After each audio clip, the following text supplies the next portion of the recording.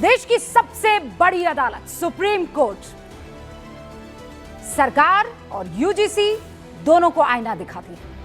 Supreme court ने अगले आदेश तक यूजीसी के नए नियमों पर रोक लगा दी है।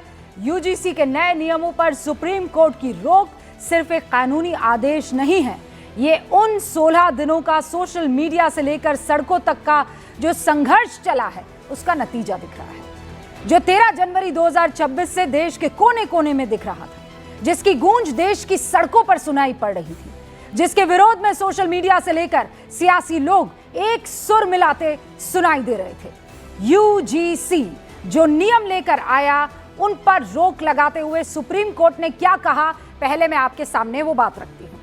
सुप्रीम कोर्ट ने कहा कि 2026 रेगुलेशन में भेदभाव की भाषा स्पष्ट दिखाई दे रही है, लिहाजा रेगुलेशन पर रोक लगाते हैं और 2012 वाले नियम लागू रहेंगे।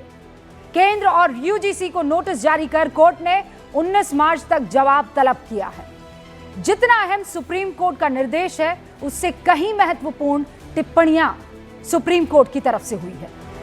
सुनवाई के दौरान कोर्ट की तरफ से जो कहा गया अब वो आपके सामने रख रही है। Chief justice of India Suryakant और चीफ जस्टिस ज्योमाल्या बागची उनकी बेंच ने कहा कि शिक्षा के क्षेत्र में इस तरह का भेदभाव समाज में खाई को बढ़ावा देने वाला है। भारत की एकता हमारे शिक्षण संस्थानों में झलकनी चाहिए। परिसर के अंदर ऐसा माहौल रहेगा तो लोग परिसर के बाहर कैसे विकसित होंगे। स्कूल और कॉलेज अलग थलग नहीं चल सकते। अंतर जातीय विवाह हो रहे हैं, यूनिवर्सिटी में छात्र पढ़ते हैं, साथ रहते हैं। हम आजादी को पाए हुए 75 साल हो चुके हैं, लेकिन हम जातिगत भेदभाव से अभी भी जूझ रहे हैं।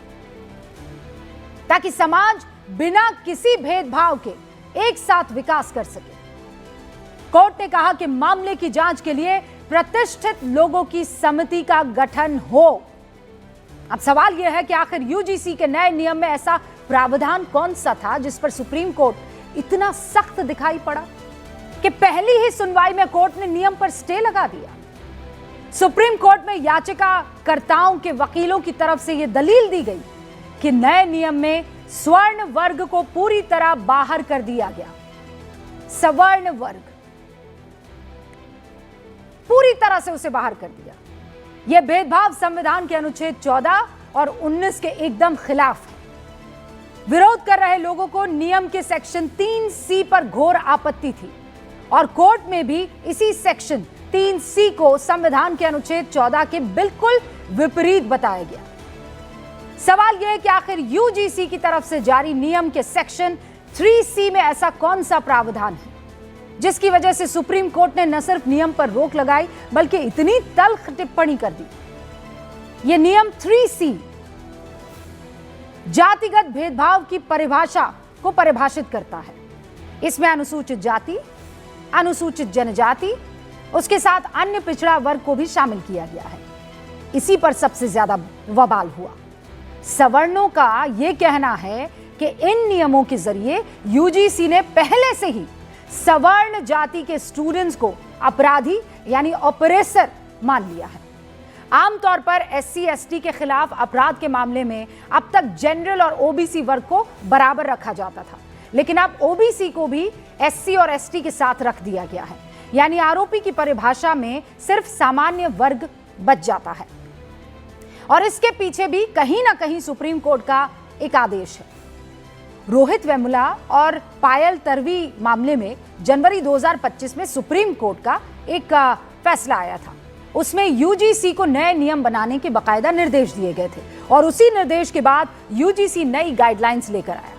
लेकिन कोर्ट ने अपने आदेश में यह नहीं कहा था कि ऐसे नियम बना दो जिससे किसी एक वर्ग को पहले से ही आप आरोपी मान ले या ऑपरेसर मान ले। आरोपी शब्द गलत होगा, ऑपरेसर मान ले,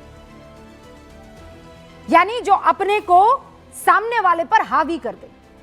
एक तो सोसाइटी में ऑप्रेस्ड, दबा कुचला, और दूसरा कौन हुआ जो दबाता है। तो यहां पर बकायदा उसे ऑपरेसर मान लिया गया और नए नियमों से मैसेज ये जा रहा है कि अत्याचार तो सिर्फ एक ही वर्ग यानी सवर्ण करते हैं। क्या किसी भी गाइडलाइन का यह मतलब हो सकता है कि आप किसी एक के साथ न्याय करें और दूसरे के साथ अन्याय। इसीलिए आज सुप्रीम कोर्ट ने साफ कर दिया कि नियम बनाने से पहले संविधान समझना जरूरी है। जब संविधान किसी को जाति के नाम पर अलग नहीं देख रहा, तो यूजीसी कैसे स्टूडेंट्स को जाति के आधार पर अलग थलग देख रहा है या कर रहा है? और वो भी तब जबकि सबको और सब लोग ये जानते हैं कि कॉलेज कैंपस में बाहर SC ST वर्ग के लिए पहले से ही SC ST एक्ट है, और उस कानून की हालत क्या है या उसका हाल क्या है वो भी आप देख लीजिए। 2022 के NCRB के आंकड़ों के तहत SC ST एक्ट में जो केस दर्ज होते हैं, उसमें से SC वर्ग के केस में सिर्फ 34% मामलों में सजा हो पाई है। यानी 66% मामले या तो फर्जी निकले या फिर कोई पुख्ता सबूत ना होने की वजह से वो मामला खत्म हो गया। ST वर्ग के मामले में तो सजा की दर और कम हो जाती है, महज 28%। यानी यहां 72% मामलों में गलत केसेस पाए गए या फिर पुख्ता सबूत के बगैर केस दर्ज हो गए। अब इसीलिए सवाल उठता है कि यूजीसी जैसे संस्थान के अधिकारियों को संविधान की समझ नहीं है क्या? जाति के आधार पर समाज को बांटने के लिए ये नियम जो है लाया गया है। शिक्षा के मंदिर में ऐसे नियम बनेंगे तो समाज से जातिवाद की खाई कैसे पटेगी और कैसे हटेगी? शुरू कर रही हूं मैं गूंज।